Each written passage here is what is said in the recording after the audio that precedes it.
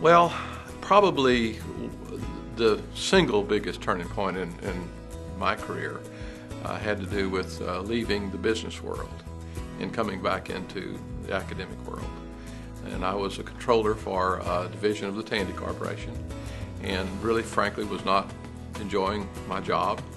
And my wife and I can remember sitting on our back porch talking about it, and we made the decision jointly to come back to school. And so came back to Sam Houston and finished my master's degree and went on for my doctorate.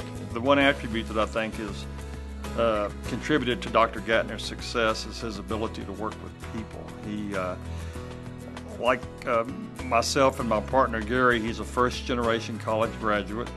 He came up the hard way in a blue-collar community. And even though he's tremendously educated and has all these academic honors, he's never lost his ability to communicate with people. You know, I've been so fortunate in my career to observe a lot of very successful people. I don't mean people that are just successful in business, but people that have led successful lives in general. And to me, the biggest and the most important attribute is perseverance. You know, no matter what you do in life, you're going to have setbacks. And, you know, you can minimize the setbacks by not trying to do much. But the people that I have observed that have been successful in their lives, and not only in their careers, but just in raising children or good relationships or good friendships, they're the people who come back from adversity.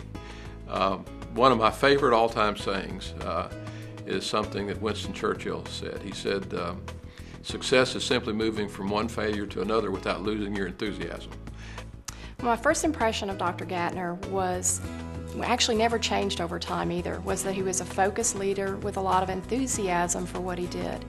And since that didn't change over time, interestingly enough, as I worked with him more, I learned more and more that is exactly the type of person and the type of leader he was. And I really think it's why he was able to make such huge evolutionary changes during the time period that he was the leader at Sam Houston. What are some of my favorite memories of the College of Business? You know, this is going to sound kind of odd, I think, but some of my favorite memories have to do with difficult exams.